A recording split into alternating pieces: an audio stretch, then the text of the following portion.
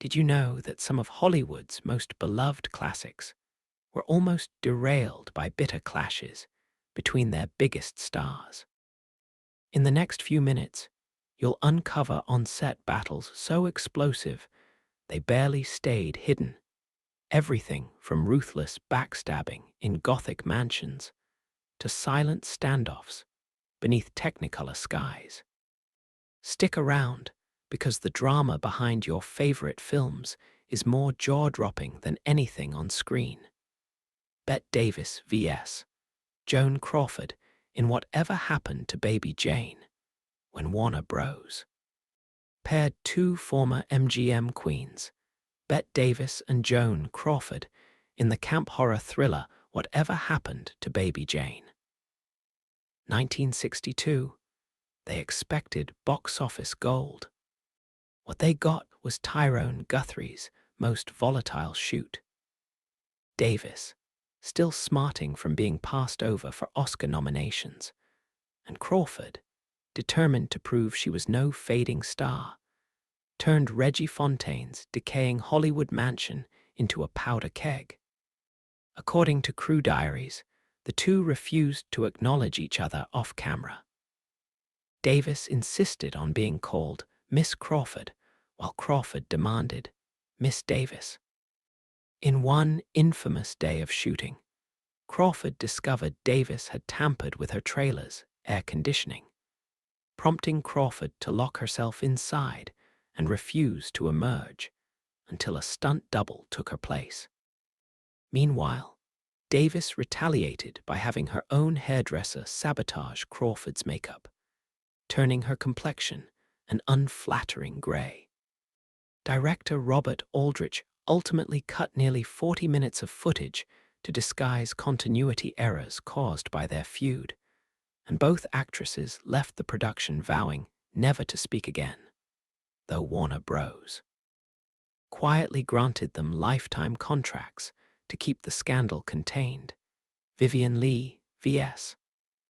Olivia de Havilland on Gone with the Wind on the sprawling epic Gone with the Wind, 1939. Producer David O. Selznick gambled on Vivien Leigh's Swedish accent and Olivia de Havilland's American charm to bring Scarlett and Melanie to life. But behind the scenes, Leigh and de Havilland clashed over everything from wardrobe fittings to shooting schedules. Leigh demanded extra rehearsal time for Leigh-approved dialogue coaching, delaying scenes in which de Havilland co-starred. De Havilland retaliated by refusing to swap gowns during Leigh's scenes, forcing the costume department into frantic late-night seam adjustments. Their tension peaked during the Christmas ball sequence. Leigh insisted on filming at dawn for better light on my complexion, while de Havilland claimed fatigue and refused to appear before noon. Wardrobe mistress Lee Rhodes later admitted to secretly adding padding to Melanie's dress to make her figure appear more robust than Scarlett's. A petty dig that nearly erupted into a fistfight when Leigh discovered the alteration. Despite these battles, their on-screen friendship remained convincing, but only after Selznick installed separate hair and makeup trailers, ordered no direct contact, and personally mediated daily call-time disagreements. Alfred Hitchcock vs. Cary Grant on Suspicion and North by Northwest. Cary Grant, Hollywood's forever suave leading man, and director Alfred Hitchcock, the master of suspense, formed one of cinema's greatest partnerships, but not without friction. On Suspicion, 1941, Hitchcock wanted Grant's character to commit murder, a dark turn that Grant's publicist feared would damage his likable image. Grant refused to deliver the film's final death by fright sequence, insisting instead on a more ambiguous ending. Hitchcock countered by filming two versions of the climax, one with Grant's passive reaction, another with an overt lightning bolt stroke. When the preview audiences recoiled at Grant's character's villainy, Hitchcock conceded and spliced in the less shocking cut, a decision he later admitted crumbled the narrative tension. 2 decades later, on North by Northwest, 1959, tensions resurfaced. Hitchcock's penchant for elaborate set pieces led to the iconic Mount Rushmore finale. Grant, at 55, balked at the physical risk and demanded double pay for stunt rehearsals. Hitchcock, known for pushing his stars, retorted that if you can't scale a mountain face, you don't deserve to be the hero. The standoff ended only when Hitch personally demonstrated the safest rope and pulley system on a mock cliff at Paramount's backlot, shaming Grant into compliance. Their feud lingered unresolved. Grant never thanked Hitchcock in interviews, while Hitchcock privately muttered that Grant was a gentleman, but a stubborn one. Alfred Hitchcock, V.S.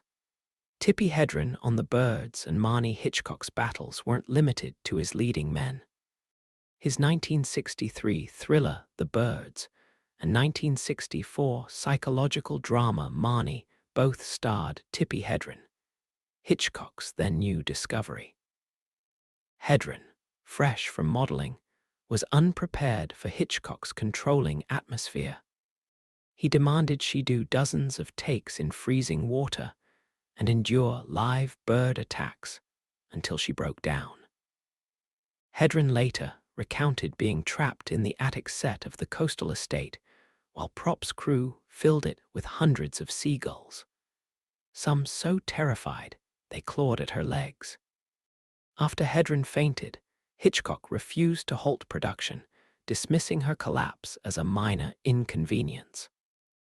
On Marnie, after Hedren resisted repeated nude scenes, Hitchcock's personal preference, he retaliated by reducing her screen time in promotional trailers. When Hedren tried to replace the film's closing credits with a thank you, Hitchcock had her removed from the premiere posters. Hedren's career suffered. She filed an informal complaint, but remained bound by her contract, effectively exiled from major roles thereafter. Kirk Douglas, V.S. Laurence Olivier on Spartacus. Stanley Kubrick's 1960 epic Spartacus brought Kirk Douglas and Sir Laurence Olivier together, and not harmoniously. Olivier, cast as the decadent Roman general Crassus, insisted on frequent rewrites to inject a Shakespearean gravitas into his dialogue. When Douglas, the film's star and producer, shot down Olivier's ornate language as too lofty for the arena, tensions exploded. According to on-set reports, Olivier would storm off in disgust, forcing Douglas to reassign crowd shots while waiting for Olivier to calm down. Kubrick later revealed he had to film Olivier in isolation, using stand-in extras for reaction shots, then composite Olivier's close-ups later in editing. Their famous sword clash sequence took 4 days to film. Every cut brought fresh tempers, Olivier accusing Douglas of heavy-handed direction, Douglas retorting that Olivier's thespian excesses would ruin the film's pace. Despite the friction, Spartacus premiered to acclaim, but Douglas and Olivier never worked together again. These first 5 feuds barely scratch the surface of Hollywood's hidden battles. In Part 2, we'll dive into clashes like Buster Keaton vs. MGM writers, Marilyn Monroe vs. Arthur Miller's producers, and Joan Fontaine vs. Olivia de Havilland, showing how off-screen animosity shaped the classics you thought you knew. Stay tuned, because the next chapter gets even more explosive. Did you ever wonder why some of Hollywood's greatest masterpieces almost never got made? Not because of budgets or special effects, but because the stars themselves were at each other's throats. In the next 15 seconds, you'll witness on-set battles so heated they threatened to derail filming, sabotage careers, and rewrite history. Stay tuned, because the drama off-camera was more explosive than anything you'll ever see on screen, on the set of Whatever Happened to Baby Jane. 1962, Warner Bros. Pitted two of its biggest former MGM divas, Bette Davis and Joan Crawford, against each other in one of the most iconic horror thrillers ever made. Behind the decaying mansion facade, their feud became legendary. Davis refused to speak Crawford's name, Crawford sabotaged Davis's makeup, and both demanded separate trailers and hand-picked crew. Filming ground to a halt when Crawford discovered Davis had ordered extra cold air conditioning in her own trailer, leaving Crawford shivering and furious in hers. Davis retaliated by spreading rumors that Crawford's hairdresser was incompetent, forcing Crawford to switch stylists mid-shoot.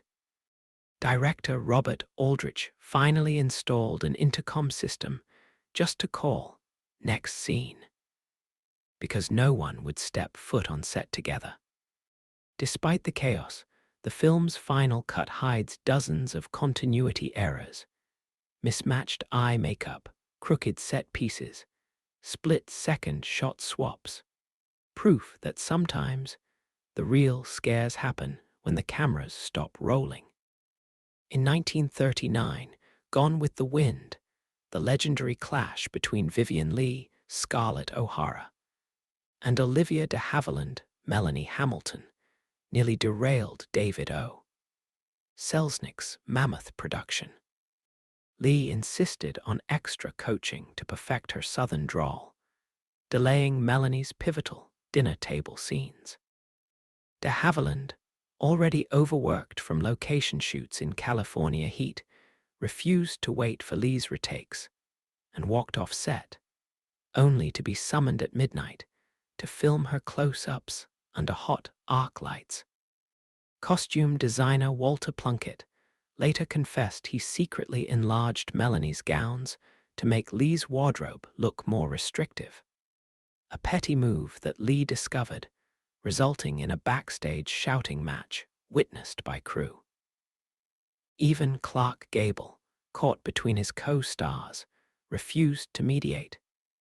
Instead, he buried himself in rehearsal, leaving Leigh and de Havilland to settle their differences by letter.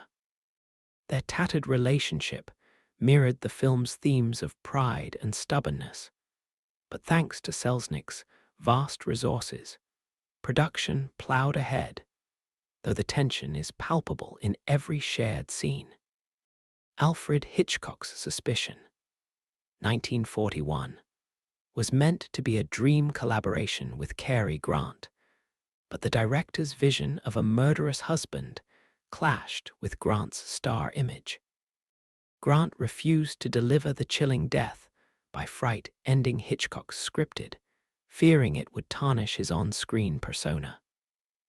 Hitchcock shot two finales, one in which Grant's character kills his wife with a poisoned cocktail, and a second, more ambiguous take where the glass merely shatters. When preview audiences recoiled at the first version, Hitchcock was forced to splice in the tamer ending. The result left the film's tension unresolved, and Hitchcock later admitted his greatest regret was bowing to Grant's demands. Crew members still talk about midnight tip-offs when Hitchcock would text Grant to be ready for electric shock, only to have Grant respond with a terse, "Not happening." The grueling shoot for The Birds, 1963, saw Hitchcock's feud with newcomer Tippi Hedren spiral out of control. Hedren endured hundreds of live seagulls flapping in her face, scenes repeated dozens of times after Birds failed to cooperate. Hedren's rising frustration clashed with Hitchcock's demand for perfection. He insisted she deliver the iconic final shot of flapping wings without a single cut. After Hedren fainted in an attic filled with distressed gulls, Hitchcock brushed off her collapse as good dramatic effect and pushed on. Hedren retaliated by refusing to don the moody wardrobe his costume designer had chosen, forcing last-minute changes under fluorescent lights. Their off-camera skirmishes over blocking, lighting, and the simplest bird handling routines turned the set into a war zone. Finally, on Spartacus, 1960, producer star Kirk Douglas butted heads with Sir Laurence Olivier over style and pacing. Olivier demanded rewrites to inject Shakespearean gravitas into his Roman general's speeches, prompting Douglas to fire the screenwriters and rewrite the scenes himself. Olivier responded by delivering lines so deliberately slow that Douglas complained they slowed the chariot race. Director Stanley Kubrick spent a week filming their sword fight sequence, only to scrap half the footage because Olivier and Douglas refused to rehearse together.